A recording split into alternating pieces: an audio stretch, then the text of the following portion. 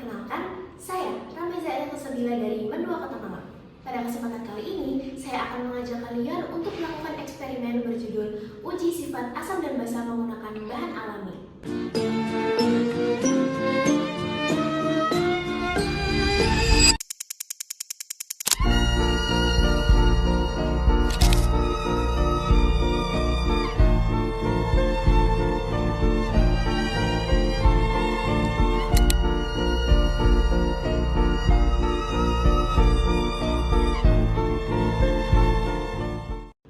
Pada video kali ini, saya akan menggunakan indikator pH alami yang berasal dari ekstrak bunga sepatu dan juga kunyit. Menurut Fessenden, indikator pH alami merupakan senyawa yang dapat memberikan sinyal berupa perubahan warna yang spesifik ketika ada pada rentang pH yang asam maupun rentang pH yang basa. Pigmen yang ada dalam tumbuhan tersebut dapat diperoleh dari bagian-bagian tumbuhan yang berwarna mencolok. Contohnya seperti pada batang, daun, kelopak bunga, buah, hingga umbinya. Mengapa sih pigmen tersebut dapat menunjukkan perubahan warna yang berbeda ketika ada pada pH-pH yang berbeda? Nah, jawabannya ada dalam jurnal yang ditulis oleh Pradip dan Dave tahun 2013. Mereka mengatakan bahwa pigmen yang terkandung dalam tumbuhan yang memiliki warna yang mencolok itu mengandung senyawa yang termasuk asam maupun basa organik lemah.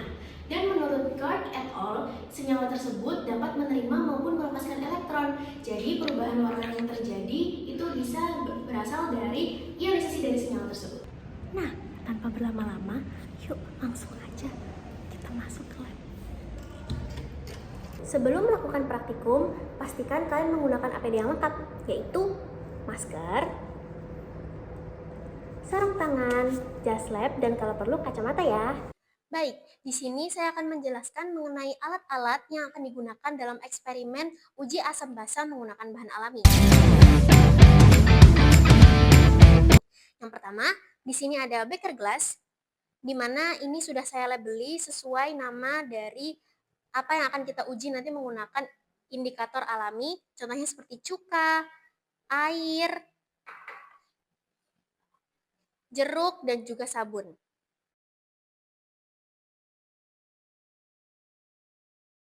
Kemudian ada kertas saring, mortar dan juga pastel,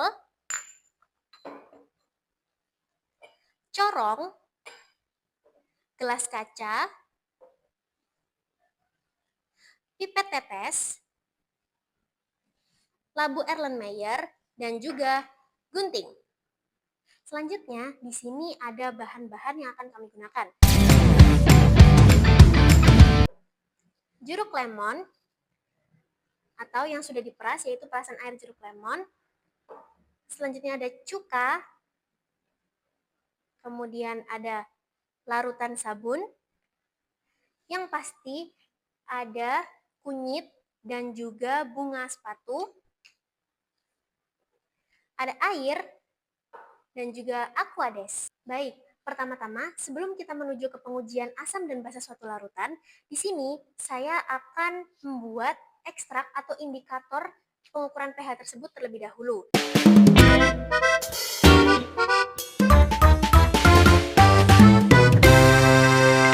Di sini saya akan mengambil hanya bagian kelopak dari bunga sepatu itu tersebut, lalu akan saya masukkan ke dalam mortar dan saya haluskan menggunakan mortar dan juga pastelnya. Di sini saya akan potong bagian kelopak. Bunga sepatu atau yang memiliki nama ilmiah Hibiscus rosaceaensis merupakan tanaman yang memiliki potensi untuk menjadi indikator pH alami.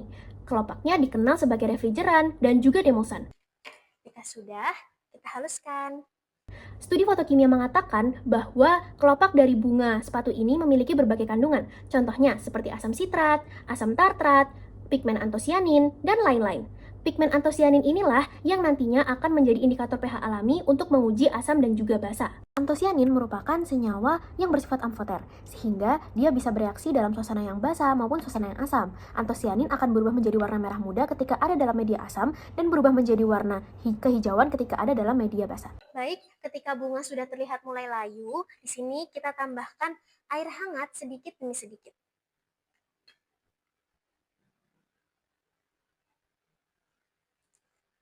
Lalu kita haluskan kembali. Jika teman-teman ingin melihat, seperti ini ya. Jika terasa sudah cukup, maka di sini kita akan melakukan penyaringan. Saya akan menggunakan kertas saring. Di sini kertas saring akan saya bagi menjadi 8 bagian. Dengan cara melipatnya seperti ini, lalu menjadi 4 bagian seperti ini, dan melipatnya kembali menjadi 8 bagian. Jika sudah terbagi menjadi 8 bagian, kita akan menyesuaikan besarnya dengan bentuk corong yang kita punya. Contohnya seperti ini. Kita sesuaikan dengan corong. Ya, tepat sekali. Jika sudah seperti ini, kita letakkan di atas labu Erlenmeyer. Dan kita beri sedikit aquades supaya dia tempatnya fit. Ini jangan lupa kita beri tisu ya teman-teman. Nah, seperti ini. Jika sudah, kita akan mulai memasukkan kelopak bunga sepatu yang telah kita haluskan dan ditambah air hangat tadi.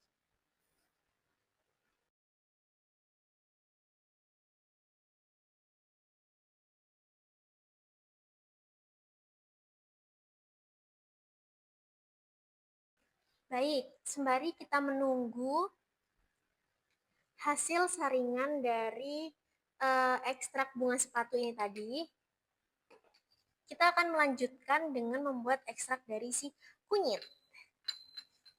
Baik, ini kunyitnya. Saya akan masukkan beberapa kunyit ke dalam sini. Selanjutnya ada rimpang kunyit atau kurkuma longa. Rimpang kunyit ini tadi merupakan salah satu pigmen kuning alami. Senyawa utama yang ada dalam kunyit adalah kurkumin dan juga turunannya. Contohnya seperti dimetoksikurkumin, bis-demetoksikurkumin, dan juga cyclic kurkumin. Senyawa ini dapat memberikan warna kuning yang khas pada kunyit. Kurkumin stabil dalam suasana asam dan mudah terdekomposisi pada suasana di atas netral. Akan memberikan warna kuning pada pH 1 hingga 7 dan memberikan warna kuning pucat di atas pH 7,5. Keunikan sifat kimianya ini menjadikan kurkumin atau rimpang kunyit berpotensi sebagai indikator pH alami. Ketika kunyit mulai halus seperti ini, kita akan mulai tambahkan sedikit air hangat lagi sama seperti tadi ke dalam mortar. Lalu kita akan haluskan kembali menggunakan mortar dan juga pestle. Ketika sudah mulai halus seperti ini teman-teman, setelah menghaluskan kunyit, kita lakukan cara yang sama untuk menyaring menggunakan kertas saring. Di sini saya sudah menyiapkan. Kita bisa langsung tuangkan kunyit yang sudah kita haluskan ke dalam kertas saring ini tadi. Terlihat seperti ini. Tunggu ya. Oke, di sini kita sudah mendapatkan ekstrak dari bunga sepatu dan juga ekstrak dari kunyit.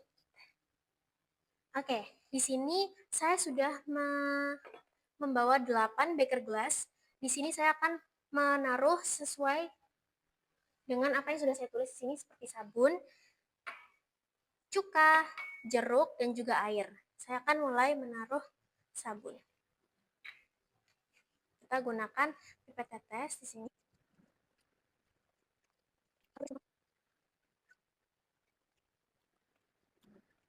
Baik, di sini kita ambil sekitar 20 ml. Baik, di sini kita ambil sekitar 20 ml. Di sini saya mengambil sabun 20 ml.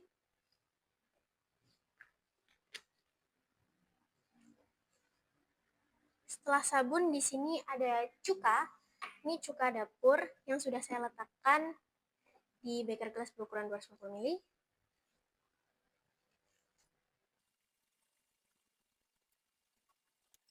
Baik, ketika sudah 20 ml, lanjut di sini ada air jeruk.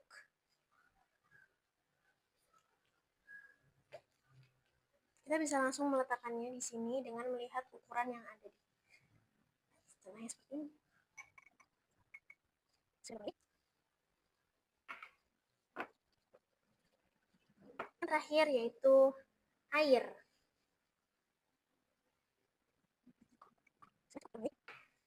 Di sini saya sudah melakukan di gelas kedua dengan cara yang sama. Ini jeruknya.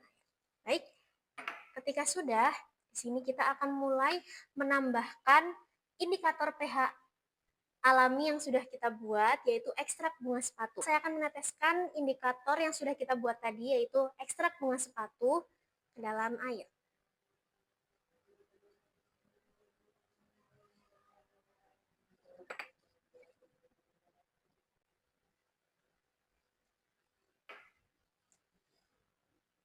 Selanjutnya, yaitu air perasan jeruk.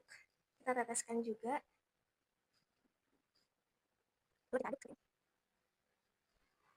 Lihat warnanya, guys. Warna merah muda terlihat di sini. Lanjut, di sini ada cuka. Nah, kita teteskan juga.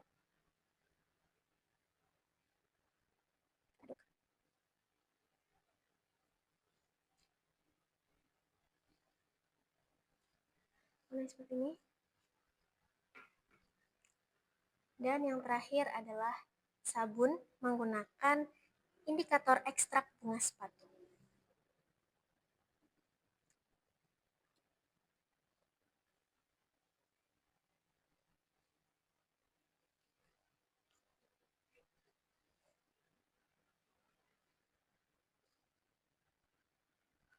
Baik, bisa dilihat warnanya menjadi hijau lebih tua. Seperti ini.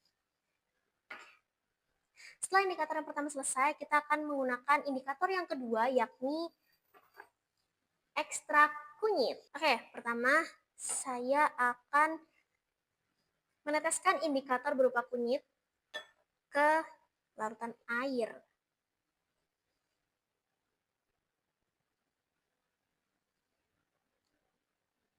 Wow, warnanya menjadi kuning seperti ini.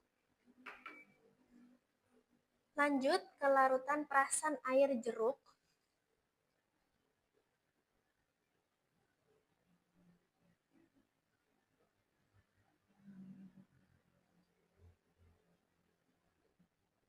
Warnanya kuning juga. Lanjut ke cuka.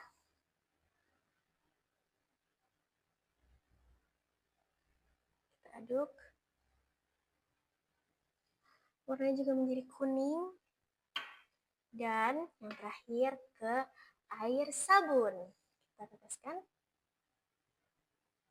indikator. Warnanya menjadi kuning pucat dan lebih keruh daripada yang tadi.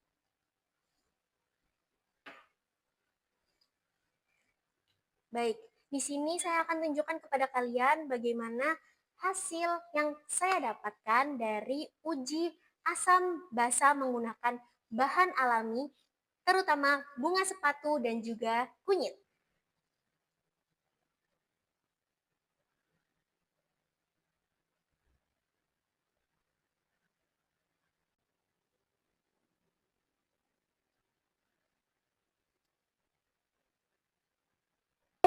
Dari hasil percobaan yang telah dilakukan, dapat ditarik kesimpulan bahwa bahan-bahan yang ada di alam sangat bisa digunakan untuk menjadi indikator pH alami. Selain itu, dari percobaan yang telah dilakukan pula kita jadi mengetahui jika air jeruk dan juga cuka itu bersifat asam, air bersifat netral, dan sabun atau larutan sabun mandi bersifat basa. Indikator pH yang lazim digunakan umumnya berasal dari senyawa sintetis seperti phenolphthalein, metil-jingga, bromotimol biru, dan lain-lainnya. Senyawa ini memang akurat, namun memiliki banyak keterbatasan. Contohnya, pada bidang keamanan dan juga dampaknya terhadap lingkungan. Senyawa ini tergolong mahal, toksik, tidak ramah lingkungan, dan juga memerlukan teknik yang khusus untuk membuangnya. Dengan demikian, penting untuk mengeksplorasi indikator pH yang berbasis bahan alami, di mana mereka lebih murah, aman, ramah lingkungan, dan juga mendukung prinsip green chemistry. Sumber dari indikator pH alami ini bisa didapatkan dari berbagai pigmen yang ada dalam tumbuhan. Contohnya seperti antosianin yang merupakan salah satu senyawa golongan flavonoid yang peka terhadap perubahan pH. Beberapa penelitian terdahulu telah mengeksplorasi mengenai indikator pH alami ini. Contohnya pada ubi ungu, kemudian bunga mawar, bunga telang, ekstrak kol ungu, dan juga kunyit. Nah, tantangan bagi kita para generasi muda ke depannya adalah untuk mengeksplor lebih dalam lagi mengenai indikator pH yang alami berbasis bahan-bahan yang bisa kita temukan di alam. Hal ini demi mensukseskan prinsip green chemistry. Sekian dari saya. Wassalamualaikum warahmatullahi wabarakatuh.